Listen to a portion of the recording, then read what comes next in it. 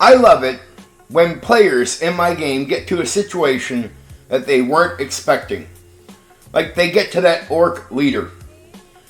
They bust into the main room only to see a pig roaming around.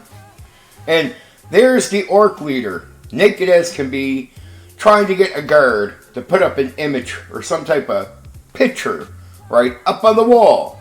Do it right. Do it this way. And the orc leader turns around, shocked that anyone is at the door, in the room, right? Completely unprepared for what is happening. Or the players get up to the cave. They're waiting for the dragon. They think, oh no, this dragon's going to be scary, freaky. Well, this dragon comes out, big dragon, looks around. They jump out ready to fight the dragon. Here we go. Dragon's like, goes back into the cave. And they're all like, they're waiting. Nothing. They wait longer. And still nothing is said.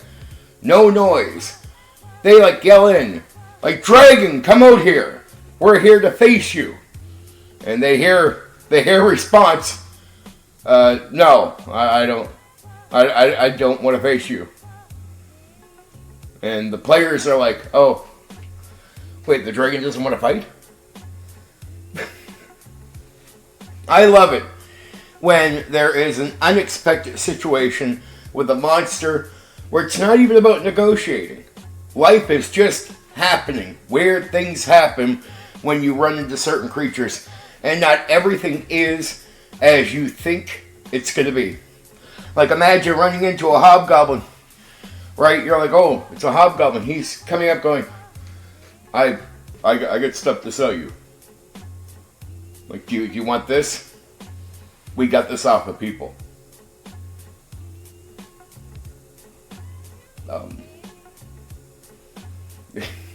Now, maybe in new school D&D, the idea of talking to a goblin is not crazy. But in the old school, which is what I would run in the past, the idea of talking to a hobgoblin, who would be normally your enemy that you're fighting, okay, you got stuff to sell? Yeah. I love putting things in there where players are going to have an expectation because they think it's all a game. Some do. And they get ready for this gamey reaction. There's the orc leader. We're going to have to fight. The big dragon's coming out. Battle time. There's a hobgoblin. Draw your... Wait, he's selling stuff? I love doing that. I love doing the unexpected. Reminding players that it's not just a game. Right? It's not just a game. And everything they expect, they shouldn't. Right? That creatures and life and what's going on is a varied, a varied situation where not everybody is one way. Not every monster or everything you encounter is going to behave in one way. There's different personalities, different things going on. And it's a reminder, no matter how funny it might be, that this is not a game. You are playing a character in a world, and your experience role-playing in that world is first and foremost before we worry about combat and other technical things that could be going on in the game. It is a game, right? There is a game element, but that's one element of the entire thing. You are there to experience the world, who's in it, and to experience that through a character. That's why I think character development is so important. When you look at the past of tabletop role-playing games, the most memorable stuff, from the people, to the towns, to the villages, to your characters, are those who you've developed into something. That old Hamlet place has a personality. The people that you remember, the NPCs, are people that are developed and have a personality and names that you know. And the characters that you especially remember are ones where you've developed a personality with that character. You know who they are. They're not just you, the cleric, you, the fighter. There's something more than that. What do you do when you come up on a female goblin, and there she is out with little goblin children? Near an area where you think you might encounter goblins, but it's not the warriors. It's not the ones with swords, or at least not metal swords. The kids have wooden swords. And there's a female or two standing around them. And the kids, they see you. They're screaming. They're almost ready to charge up on you and fight. What do? Fight the kids? Attack the women? I love challenging players with these type of moral dilemmas. It's like, do you so easily go into action? Are we back into game mode? How do you react to this? Right? It's interesting. And what? Your character might be aligned as good, but what do you do here? I love putting challenges on players where it's an unexpected situation. Like, they see something coming out of the ground. Oh no, right? What, are they being hunted? What's something coming after them? It's like a little fin. Hits their foot. Oh, the thing pops its head out, like the ground comes up tearing through. It sees the character and they're thinking they're going to be attacked. It might be a bully. And the bully is freaked out that there's people because it was never after anybody. It was doing something else. It digs back into the ground. Do you keep trying to get the attention? You call for the others? What do? Do you leave it alone? What if you see the thing going away from you? Do you chase it? Not everything is as it seems. And on top of that, it's good to challenge, players in the real world with, say, the moral dilemma. Right? What do? It's good to remind players, if you want them to understand what they're in, that it's not just a game. That there's an expectation. Right? It's like taking certain people, the NPCs that they meet, and making some obviously deceitful in front of them. They go from not caring about what's being said to, I think he's lying. You got to remind them, these are more important elements than just playing a simple game. It's all it is. And the push to get players to take part in all parts of the game is to tell them, look, if you focus here, no matter what you told me you liked or didn't like, you will adjust. You'll eventually find all these areas interesting in their own ways. I just need you to focus on it, not to ignore it. You can tell me what you like or don't like. I honestly think that's complete BS. I think if you just start focusing on all areas of what we're doing when we're doing a tabletop role-playing game session, you will adjust to it, you'll react to it, you'll see it for what it is, right? But if you say you don't like something, here's what can happen to a lot of people in the hobby.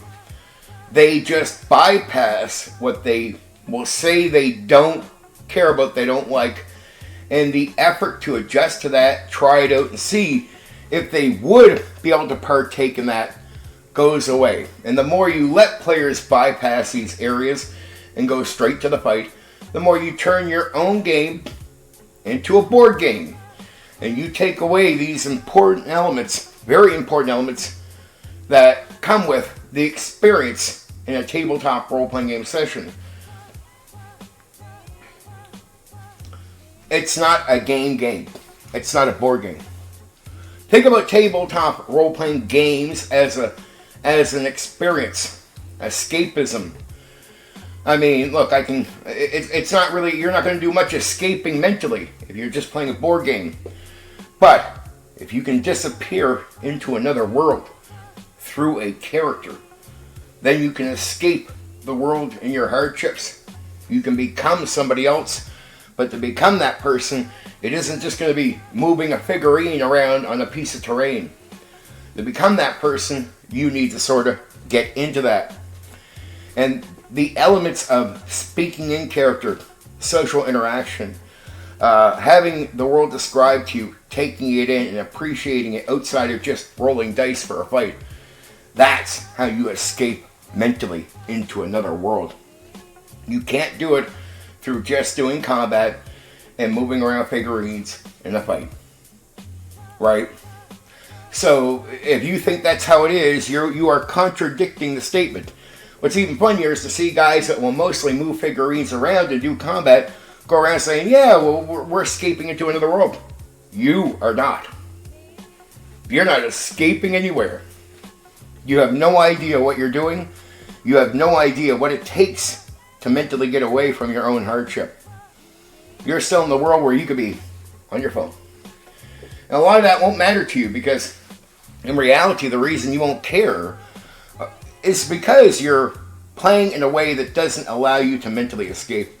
Even the flow state of your game, it takes a period for you to get there, and mostly you only hit it when you're in combat, and that can take a while. In other areas, you're just bypassing the entire thing. You don't get the point, the deeper point of what is happening in the hobby and what we are trying to do here.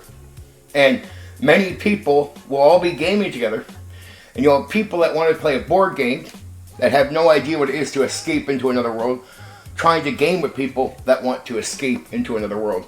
And the worst thing I think is most of the time the hobby caters to the people that don't even know what the hobby is about. It caters to the guys who want to move around the figurines and do the fight. I think that's a disgrace. I think it should cater to the people that want to escape. That's it. Because that's what this is.